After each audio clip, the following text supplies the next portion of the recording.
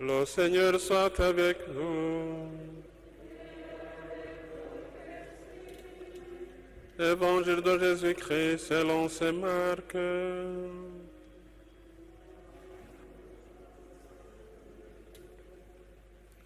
Après l'arrestation de Jean-Baptiste, Jésus partit pour la Galilée proclamer la bonne nouvelle de Dieu. Il disait: les temps sont accomplis, le règne de Dieu est tout proche. Convertissez-vous et croyez à la bonne nouvelle. Passant au bord du lac de Galilée, il vit Simon et son frère André en train de jeter leurs filets. C'étaient des pêcheurs. Jésus leur dit: venez derrière moi, je ferai de vous des pêcheurs d'hommes. Aussitôt, laissant là leurs filets, ils le suivirent. Un peu plus loin, Jésus vit Jacques, fils de Zébédée, et son frère Jean, qui étaient aussi dans leur barque et préparaient leurs filets. Jésus les appela aussitôt. Alors, laissant dans la barque leur père avec ses ouvriers, ils partirent derrière lui. Acclamons l'évangile de Dieu. Louange à toi, Seigneur Jésus. Chers frères et sœurs dans le Christ, au troisième dimanche du temps ordinaire, année liturgique B, le message de Dieu se concentre sur la conversion.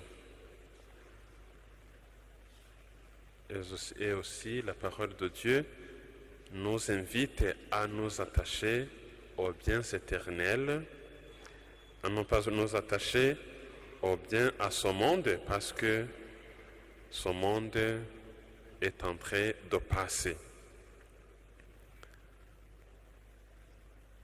Si nous commençons par la première lecture, tirée du livre de Jonas,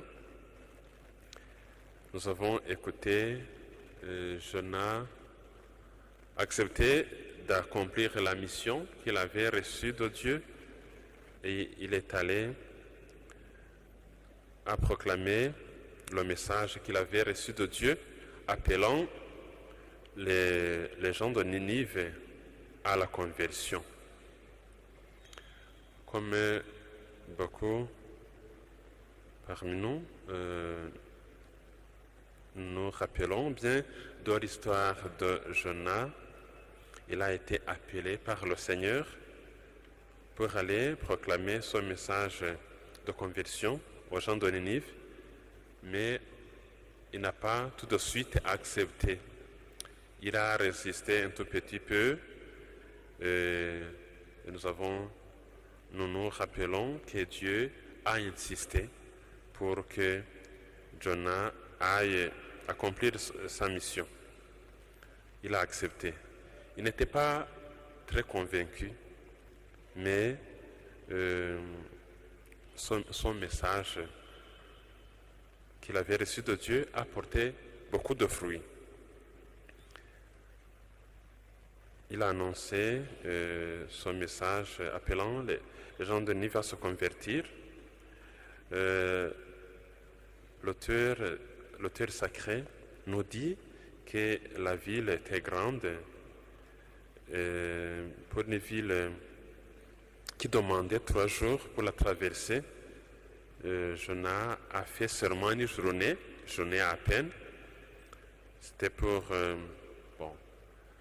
il le faisait, mais sans en être convaincu. Mais les gens de Ninive ont cru en Dieu. Ils ont reçu son message et n'ont pas reçu la punition, n'ont pas reçu le châtiment dont ils avaient été menacés. Dieu nous aime. Il veut que nous soyons sauvés. Il ne veut pas la mort de personne. C'est pourquoi il envoie Jonas. Il envoie les personnes pour nous avertir, pour nous appeler à la conversion, pour que nous soyons sauvés, pour que nous ne périssions pas, pour que nous ne soyons pas, pour éviter le châtiment. Nous voyons l'amour de Dieu. Mais aussi, à nous qui sommes croyants, chrétiens, nous sommes appelés à toujours annoncer ce message de conversion par le témoignage de notre vie. Dans la première lecture, nous avons écouté cette voix, ce message de Dieu par la bouche du prophète Jonas. Et dans l'évangile, c'est Jésus lui-même qui commence son ministère public par ce message de conversion. C'est après la mort de Jean-Baptiste qui est précurseur de Jésus, précurseur du Sauveur même dans la mort. Et après son arrestation, Jésus commence sa vie publique en annonçant le message de conversion. Le règne de Dieu est tout proche. Le règne de Dieu est parmi nous et en nous qui avons reçu Jésus-Christ, qui sommes baptisés. Dieu règne dans nos cœurs. Le signe du règne de Dieu, du royaume de Dieu, est aussi l'Église. C'est cette assemblée, cette famille de Dieu, ces enfants de Dieu qui ont reçu Dieu comme roi, qui ont accepté que Dieu règne dans leur cœur. Convertissez-vous et croyez à la bonne nouvelle. La conversion. La conversion est un don de Dieu. Et la conversion est de toujours. La conversion et ce pèlerinage est de toujours. Nous sommes appelés à nous convertir.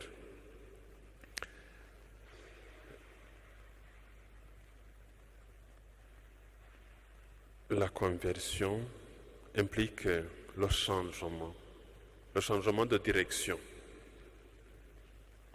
L'exemple, il y a beaucoup d'exemples dans la Bible, dans la parole de Dieu, beaucoup d'exemples de conversion. Nous pouvons prendre l'exemple de Paul. Il a changé de direction. Lui qui était persécuteur est devenu maintenant son apôtre, persécuteur de Jésus, et après,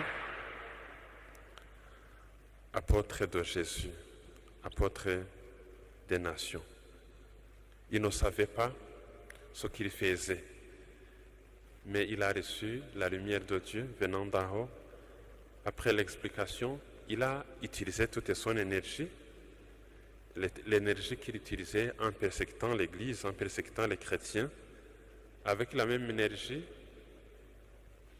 il a utilisé en annonçant Jésus qu'il persécutait avant sa conversion. C'est le changement de direction. La personne comme l'être humain reste la même, mais en lui il y a un changement. Il est renouvelé. Il est configuré au Jésus-Christ jusqu'à ce qu'il dit c'est pas moi qui vis, c'est le Christ qui vit à moi. Son changement. En parlant de la conversion, le pape Benoît XVI dit ceci. Se convertir signifie ne pas vivre comme tout le monde vit. Ne pas faire ce que tout le monde fait. Ne pas se sentir justifié en accomplissant des actions douteuses, ambiguës ou mauvaises, par le fait que les autres font de même. Signifie commencer à regarder sa propre vie avec les yeux de Dieu. Donc, chercher le bien, même s'il est dérangeant. Ne pas s'en remettre au jugement des multitudes des hommes, mais au jugement de Dieu. Autrement dit, chercher un nouveau style de vie, une vie nouvelle. Ça ne suffit pas de suivre ce que les autres, même si que ce soit la majorité, ça ne signifie pas que la majorité a toujours raison. Nous suivons Jésus-Christ. Nous essayons de nous configurer. Nous sommes configurés au Christ par notre baptême. C'est lui, pouvons-nous dire, notre modèle. Nous ne nous conformons pas aux autres, même si nous ne nous conformons pas à la majorité, mais nous nous conformons à la volonté de Dieu. Nous cherchons un style de vie, une vie nouvelle, un nouveau style de vie conforme à la volonté de Dieu, conforme à l'amour de Dieu. La conversion suppose un désir de faire et de vivre autrement qu'avant et un radical changement moral, spirituel et social.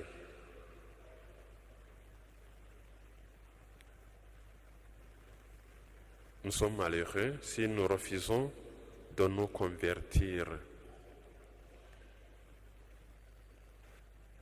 La conversion est une grâce venant de Dieu, une grâce à demander, une grâce à recevoir. Mais la conversion aussi demande un effort personnel. Bien sûr, avec l'aide de la grâce de Dieu, mais nous sommes appelés à collaborer à cette grâce venant d'en haut. Le message de la conversion est très important. Dans l'évangile selon saint Marc, comme nous l'avons écouté, nous pouvons dire que c'est le premier message. C'est ce que Jésus nous dit au début de son ministère public. Le chrétien est celui qui est converti, qui a changé, dont sa vie est changée. Il a un nouveau style de vie conforme à Jésus. Il suit, il est le disciple de Jésus-Christ. Jésus-Christ est tout pour un chrétien. Particulièrement comme Rwandais, rappelons-nous que c'est ce que la Vierge Marie est venue nous rappeler à Kibeho. C'est le message destiné au monde entier, pas seulement au Rwandais, mais c'est un message qui a été prononcé dans notre langue maternelle, dans notre culture, sur notre sol, sur notre terre, dans notre pays. Convertissez-vous, repentez-vous, convertissez-vous quand il en est encore temps. La Vierge Marie a répété souvent ces paroles aux autres voyantes, à Alphonsine Mumureke, Nathalie Mukamazimaka et Marie-Claire Mukangango. Il est rappelé au monde entier. Mais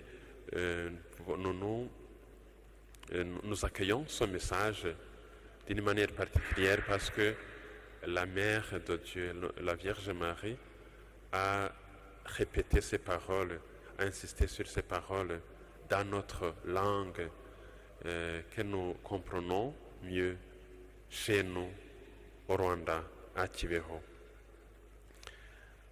La conversion implique ce nouveau style de vie. Examinons ce que nous devons changer au niveau personnel, en famille. Qu'est-ce qui a changé? Qu'est-ce qui n'est pas conforme à la volonté de Dieu? En famille, dans notre communauté ecclésiale de base, au lieu de travail, changeons nos cœurs